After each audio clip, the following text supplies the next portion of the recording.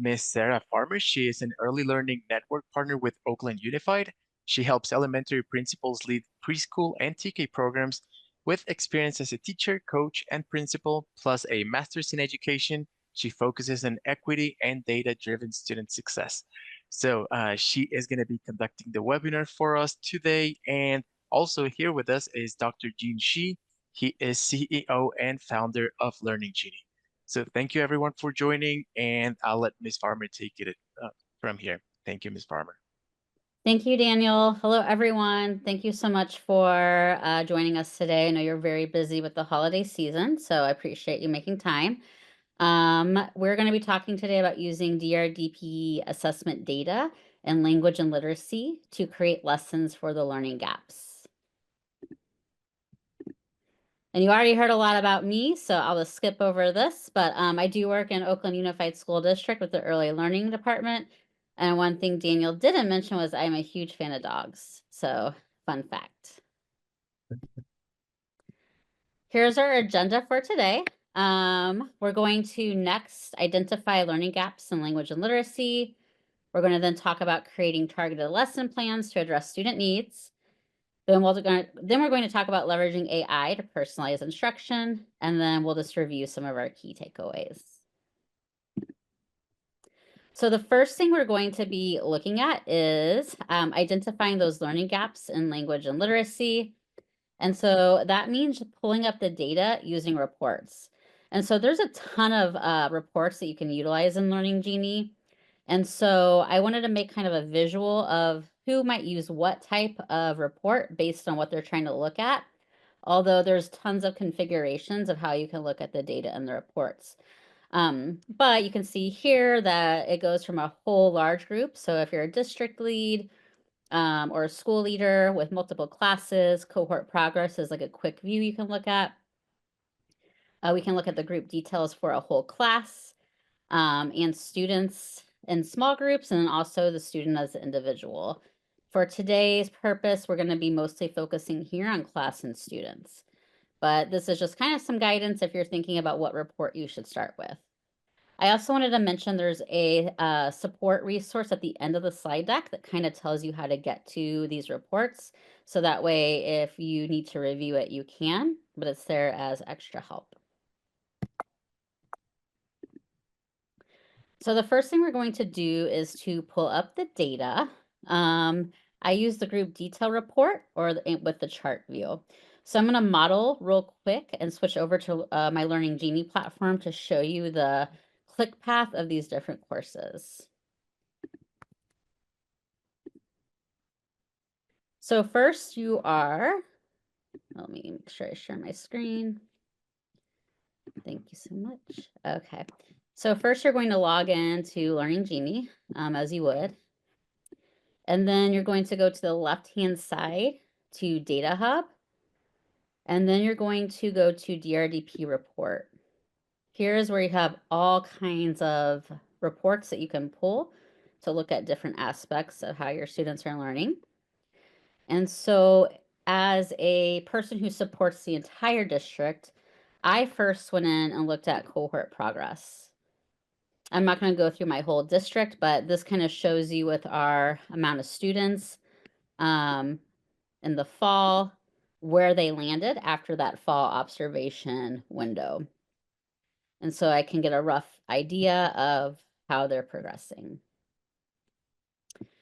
Then from there, I narrowed into the group detail report. When I was looking through each class individually, which is a longer step that I'm not going to go through with you, but I was looking at classes and then I noticed that one class had kind of some lower scores in language and literacy. And so I was curious about like why that was, what students it was. I wanted to examine that a little bit more. And so to get there and look at that specific class, I did go to make sure I was in that fall rating period. I can see all kinds of sites from my end, so I just wanted to narrow it down to one. And then voila, here is my data. So this is a preschool classroom with 16 kiddos.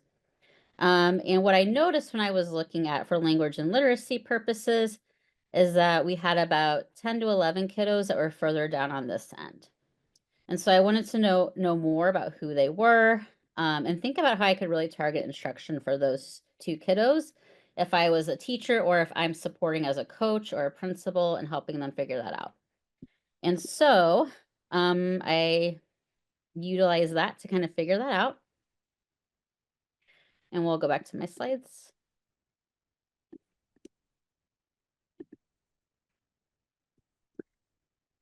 So I found this through the group detail report, and this is the chart view. As a visual person, it was really nice for me to see the colors, and I could see that there were larger chunks of yellow and light yellow, which means those kiddos were at responding earlier or responding later. Obviously, our goal is to make sure that they're way over here at the purple by the time they finish their school year in preschool or closer to it. And so I really wanted to think about what the gap is here and how I can make sure these students grow from November, October, when we finished it, to April and May, whenever they do their spring report. I also always want to say that data is just one part of a larger story of students. It's not the everything. So I like to celebrate the successes as well. I was pretty excited to see that for this class, a lot of students are already at exploring middle and LLD measures 6 through 10. Another nice thing is that you can see right here what the measure is, and then you can get even more into this data. So I first noticed that, this chunk of students was like, that's what caused me to be like, that looks like a gap. The second piece is highlighting what specific measures that those gaps were in. And I can see here they were LLD 1 through 5. So those are the ones I'm going to look at and focus on. So for this, to find out what specific measure of the domain, I went to the group detail report and the table view. And so here's where I wanted to see specific breakdowns. So I saw 9 students were responding earlier, 2 in responding later. And I kind of looked at these 3 LLD measures to see where kids were falling at. And there's roughly about 11 kiddos out of the class of 16 that are in these 2 parts of the spectrum. And so that's where I'm going to focus on. Those 11 students who are in responding earlier and responding later for language and literacy development, 1 through 5. So my goal is to see them move to at least exploring middle by the springtime, or above, of course. I also want to highlight that this doesn't mean I'm not going to teach, or I'm going to ask a teacher to not teach other things than other students. But my goal for this is to really focus on improving the outcomes for those 11 kiddos. And so this is an actual class. I support the site principal and the teacher and the entire preschool community. And so the next thing I wanted to do was think about how I'm going to create targeted lesson plans to address student need, because there appears to be some need there. And I wanted to think about, who are these students and where are they falling at in terms of the groupings. And so I don't have to go through and look at every single thing when I do that. I was able to use the class planning report to kind of to have it pre-group things for me. So I don't even have to go through and do that. So I'm going to show you real quick what that looks like for the class planning report. So again, I have logged into Learning Genie. I am in my double checking. I am in my the school I want to look at and the assessment period. And then I am looking at class planning report. And then sometimes this happens, but I have to toggle back to Allendale. And so here I can see all kinds of amazing things. I'm not tackling approaches to learning and self-regulation yet, but I am going to be looking at my groupings here. So already the spit out like where I could put where kids are at and I can think about how to group them. And so I'm going to go back to my screen here, the presentation.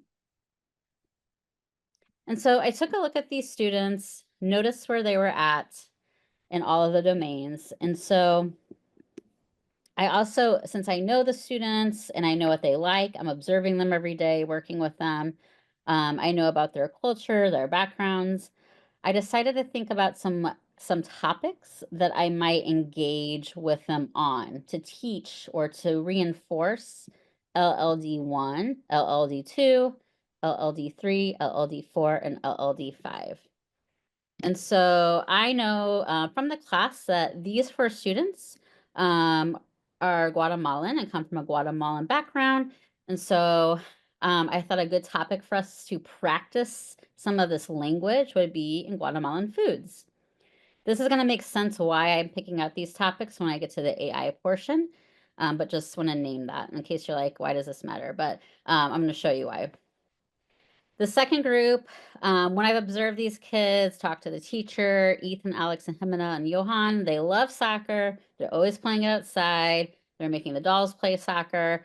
And so that seems like a great group for them. And again, I'm just looking at what the Learning Genie class planning report told me what kiddos were in which sides. Because, and the reason I broke these into 3, because this would be too many preschoolers to have at the table at once.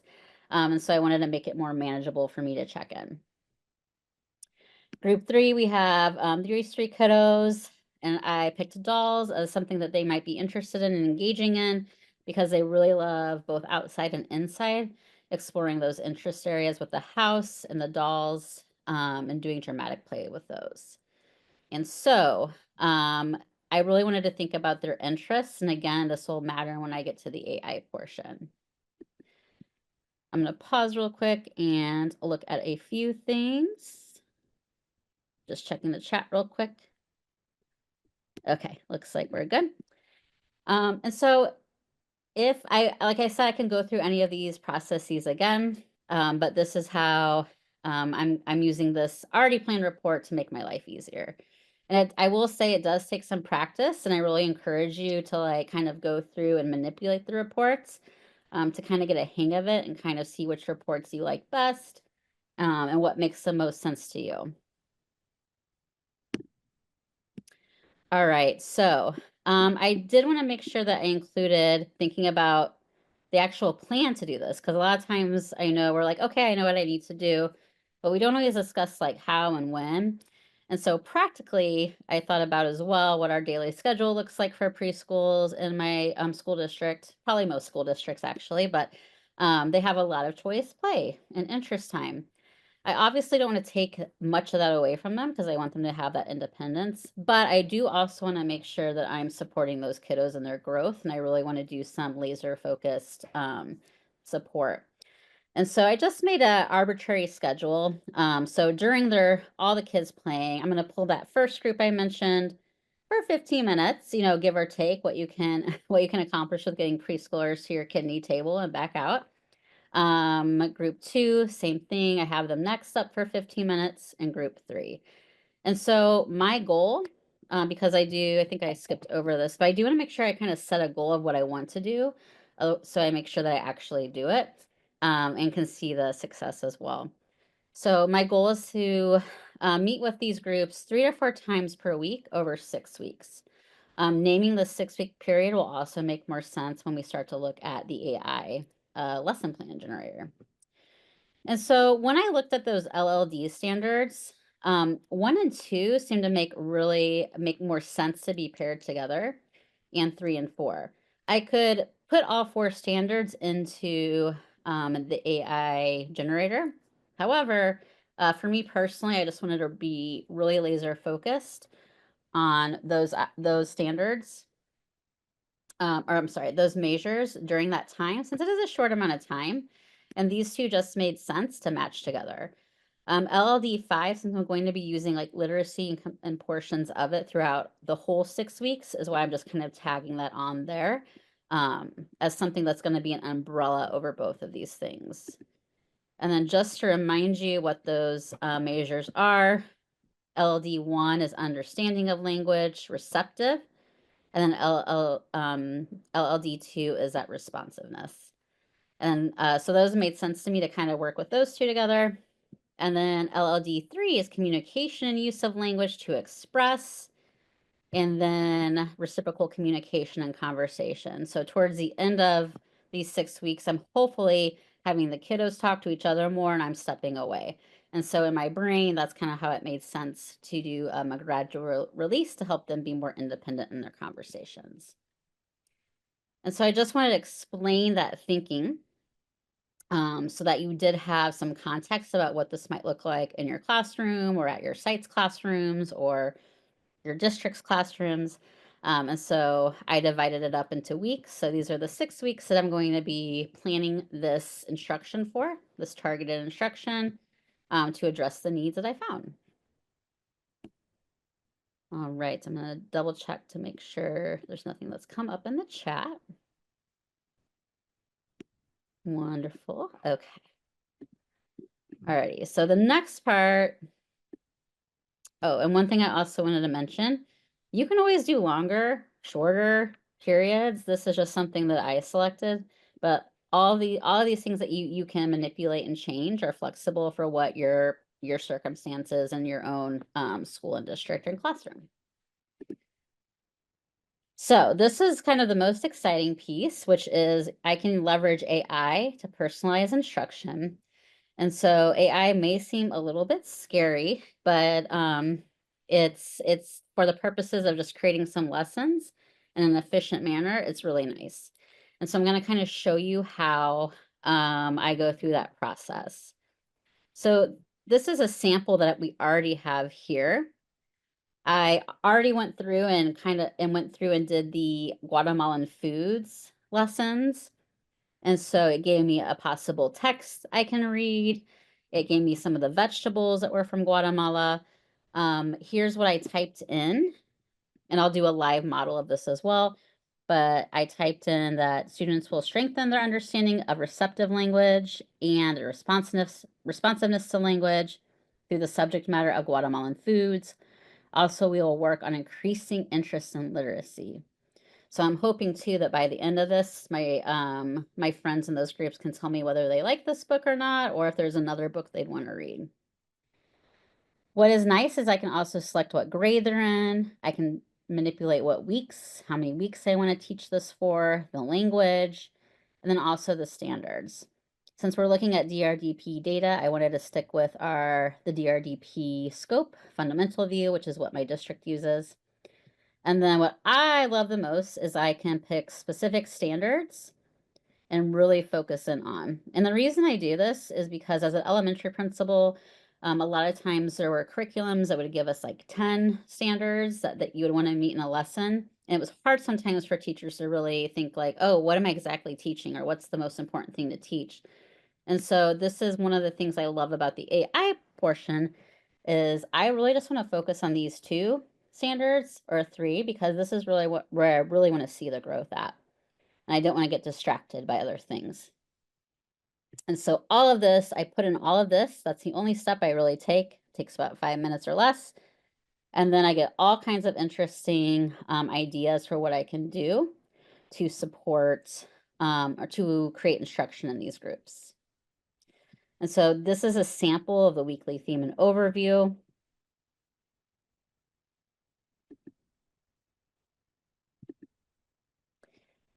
Here is a sample of what the day-to-day lessons will be.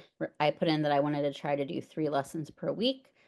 So we have some colors of Guatemalan foods. We have textures and tales, part 1, and textures and tales, part 2.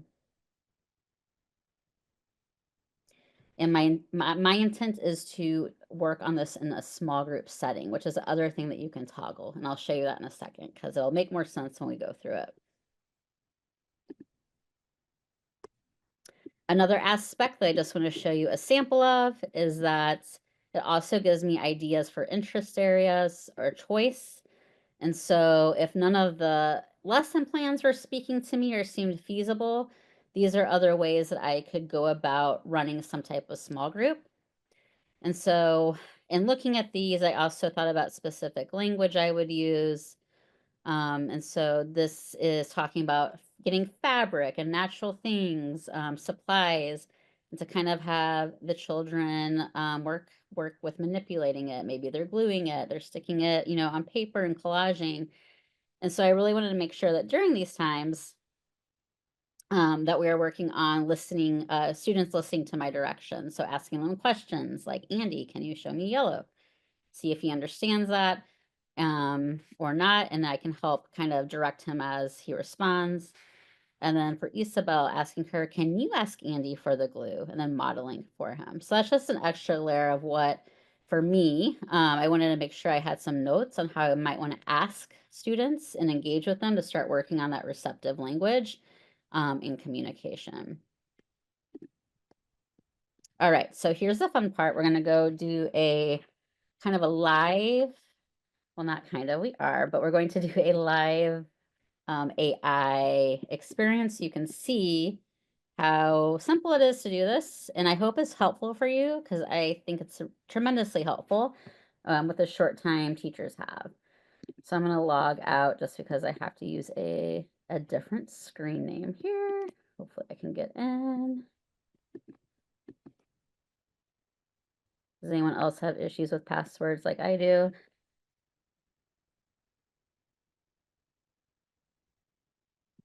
Let's see here. All right. So now I'm in the AI planning tool. This is a demo that I was utilizing to work in this and practice. And so I'm using what's called the unit planner. So I'm going to click on the icon. You can see all kinds of things that teachers have been working on.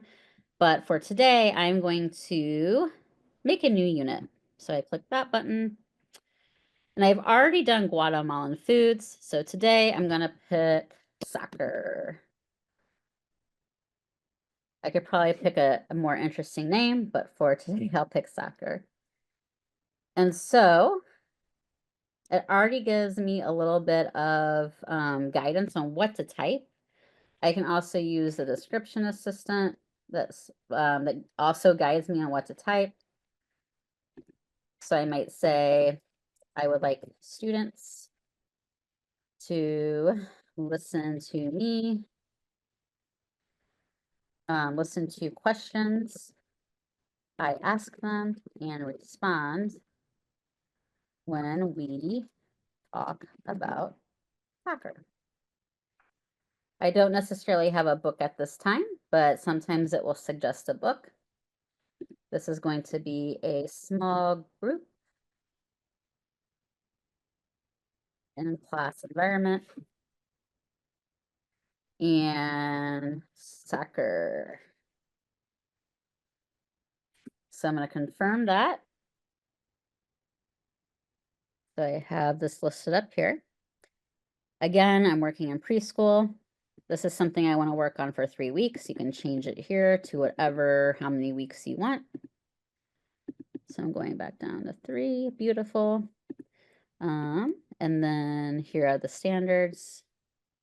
Now, auto adapt is going to do the whole thing. So I really want to stick to, like I said, those specific standards. And then I'm going to select them. And because I'm working in LLD, I'm just going to click right here. And then here they all are. And the 2 I was focusing on for the first 3 weeks were LLD1, LLD2, LLD5, and those are my 3 foci. You can see here that if I want to select more, I totally can. If I need help, I can search it. But for today, this is what I'm going to work with. And I'm double checking right here. I can also click create localized curriculum. So it might pull in some interesting things about California when it generates. And so now we kind of just see what happens. So I have my information in there. The biggest component I want to point out is my target measures that I'm trying to improve that gap with. So I'm going to click generate.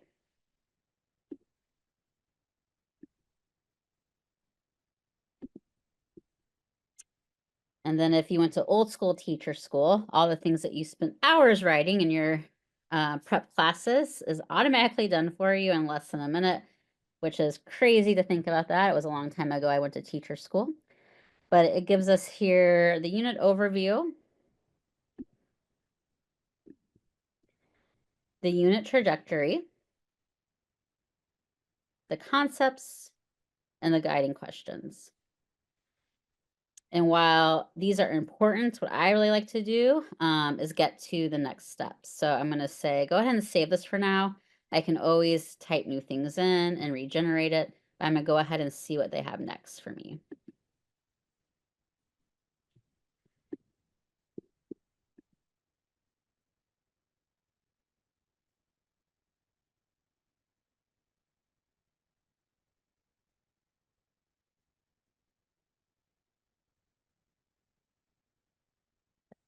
Save this. Great.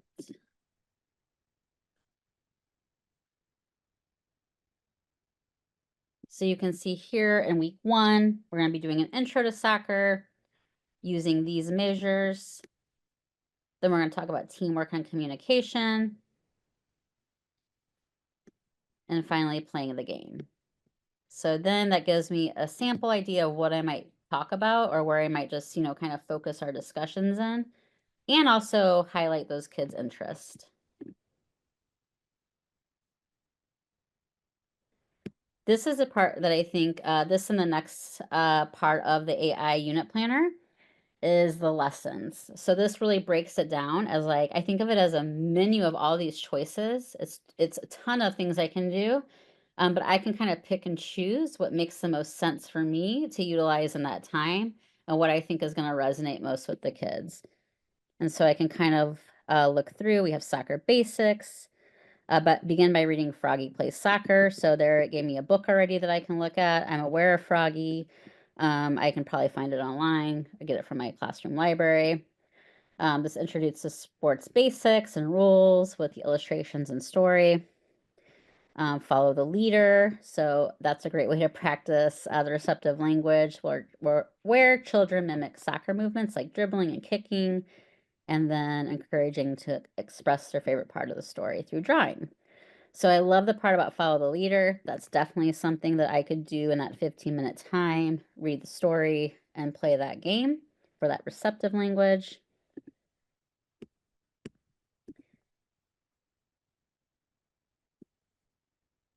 Oops, I think I pressed something. Sorry about that. Let me go back one page.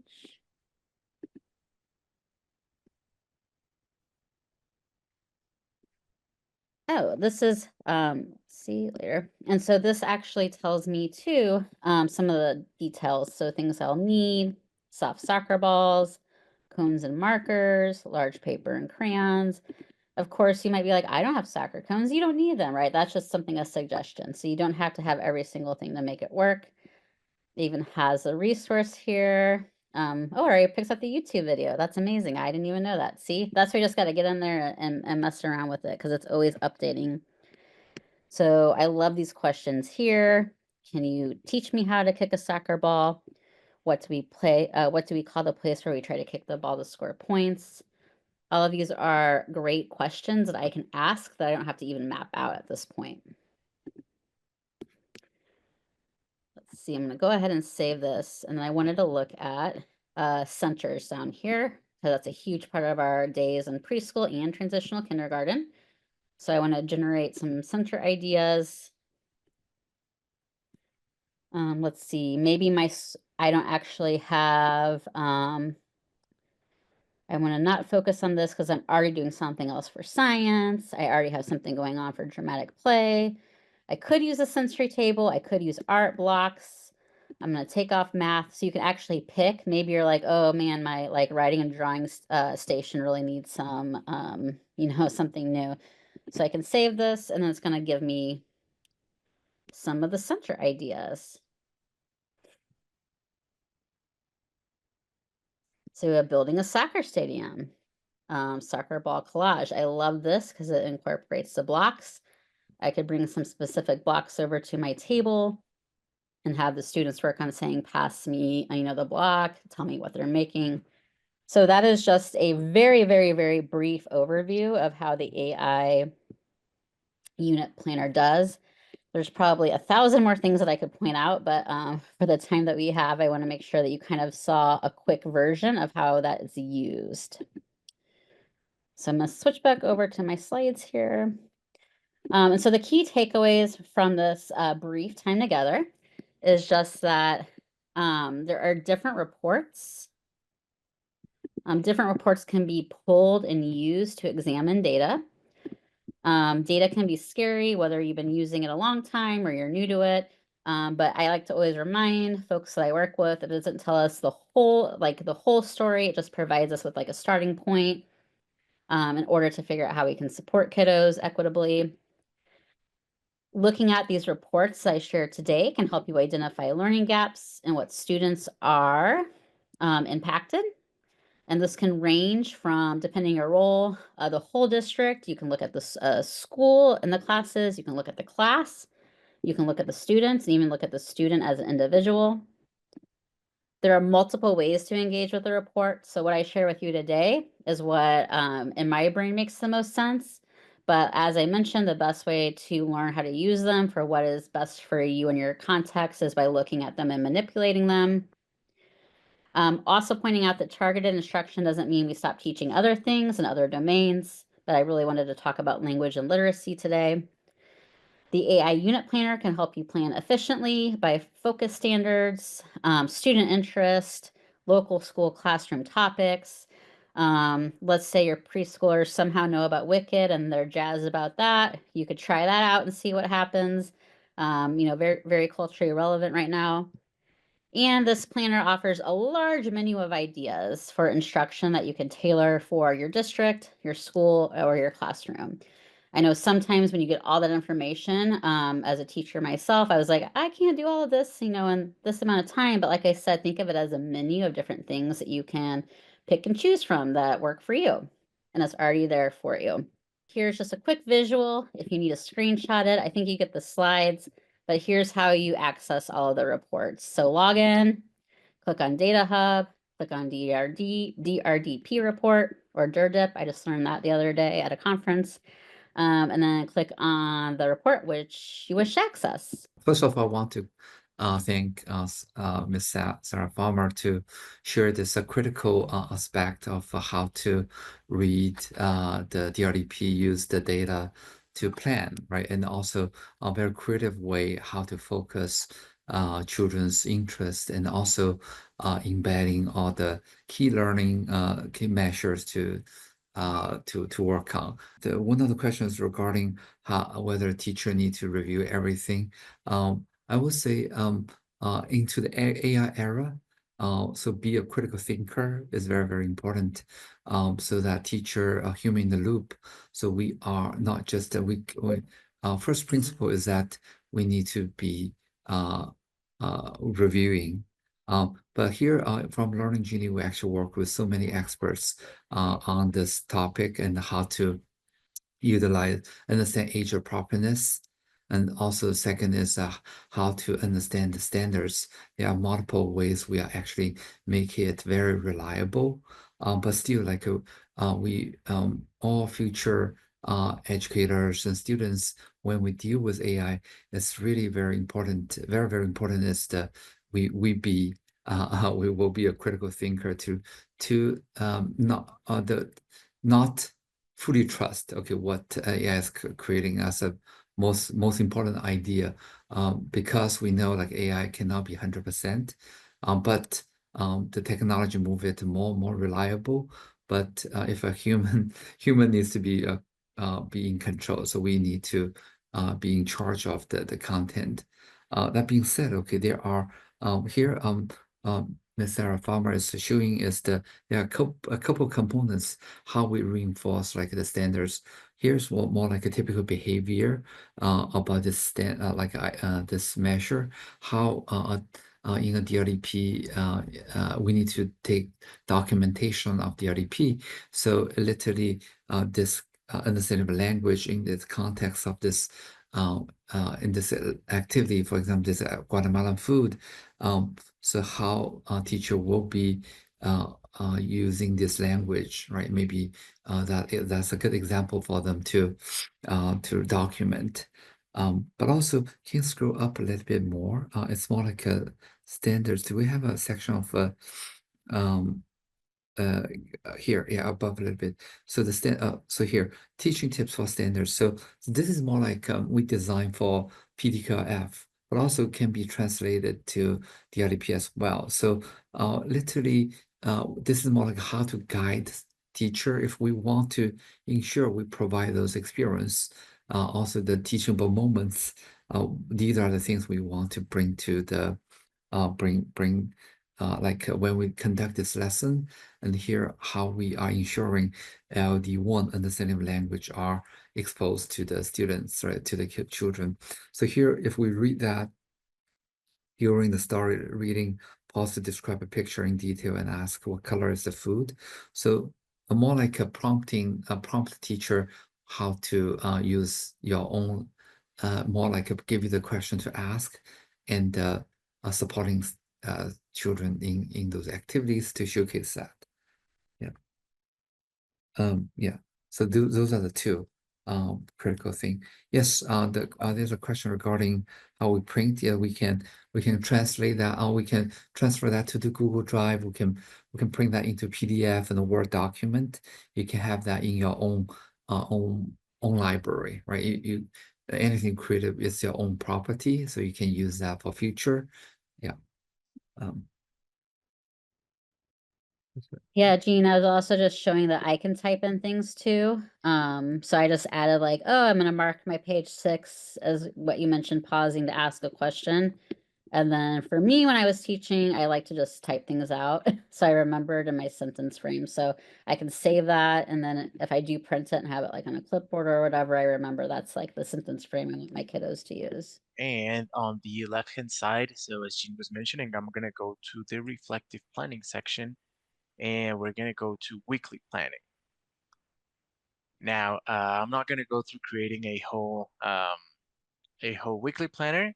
I'm just going to jump into one of the ones I already have created, and I believe this is what Jean was mentioning. So if we go to the left side, this is sort of like the reflective part of the module, where we can see the class overview, we can see how many observations we have, and how many ratings, well, the process of the ratings that we had for those measures in that classroom. And as you can see, for example, I can look at the top 10 measures that need observation. So this is a great tool because it's going to help me understand where I need to focus, where my attention should be, so that I can support the measures that I need to observe in my classroom. So for these measures, I can actually hover over and see for which children I would need to have a lesson for a specific measure. Now I see, for example, for Jerry Kelman, I have LLD6 and LLD8 that I would like to observe, so I can edit my unit plan, and I can actually generate a lesson using the tool that we were looking at. So I can select a day, for example, for Friday, and I can go ahead and create a new lesson for that specific measure. Now, what I would have to do right here is enter my lesson plan. Right now, I'm just going to use one of the samples that I have, so that I can go through this a little bit quicker. I'm going to select this one. As you can see, it says read the Eating the Alphabet book by Lois Elhert, to introduce various fruits and vegetables. Oops, sorry, to introduce various fruits and vegetables. And I can also go ahead and adapt it if I need to add any adaptations for this lesson, and I can go through the whole process. So one of the questions I had in the chat earlier was if I can select a specific grade or age group. So here's the answer to that. Yes, you can. Actually, it's going from infants all the way to 12. Right now, for my classroom, I'm going to select preschool 3 to 4. It's going to be a small group. I basically want to target a couple children for this specific lesson, and I can go ahead and select the measures that I need. So for example, for Jerry, I need LLD6 and LLD8.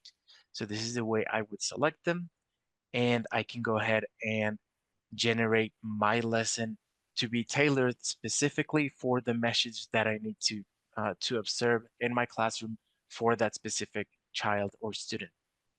All right, and um, we're looking here at Learning Genie sort of doing its thing. I'm just gonna let it process.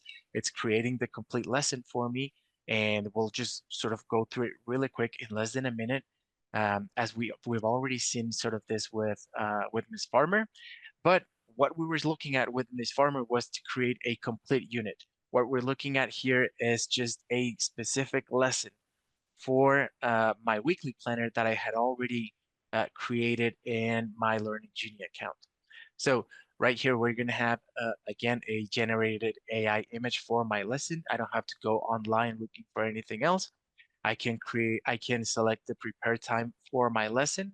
This is customizable if I think it takes a little bit longer from what I expected, or if I need a little bit more time to actually conduct the activity, maybe 40 minutes, I can extend that because this is going to form part of the library of Learning Genie that can also be shared with other teachers. And the other question that we had, where you can download it and everything, all of this information is going to be part of that lesson when you do download it as a PDF, as a Word document, or to your Google Drive. So really quick, all the information, the lesson name, exploring healthy eating through the alphabet. We're going to have the two measures that I selected, LLD6, comprehension of age-appropriate text, and LLD8, phonological awareness. So basically what Learning Genie is doing here is tailoring the lesson to the specific measures that I want to observe. So as you can see, the objective of the lesson is that children will explore the world of fruits and vegetables through a colorful and engaging story, developing their understanding of healthy eating habits. I'm going to have the materials I'm going to be using for that specific lesson. If you don't have the book, don't worry. What Learning Genie does here is that it's going to give you all the resources you need for the lesson. So we're going to have a read aloud video, and you can use this video to play it for your kids, for your children in the classroom, and that's going to be taken care of. Also, the implementation steps, how we're going to conduct this lesson, and really important, the teaching tips for standards, what we're looking at, is going to support you to understand how you can actually present this measure or these standards to your children, and have the tools necessary to observe them. How you can support IEP children, English language learners, or multilingual learners. How to make your lesson culturally and linguistically, um, how to have those linguistical practices, and typical behaviors. So what to observe in the children while I'm conducting my lesson, and DLL vocabulary and phrases, family resources so the parents can support at home. This is going to be sent to the parents to their Learning Genie app, so they can have two activities, uh, so they can support this and at home. All right. And once I finish, I can just publish it, and that's going to be part of my weekly planner.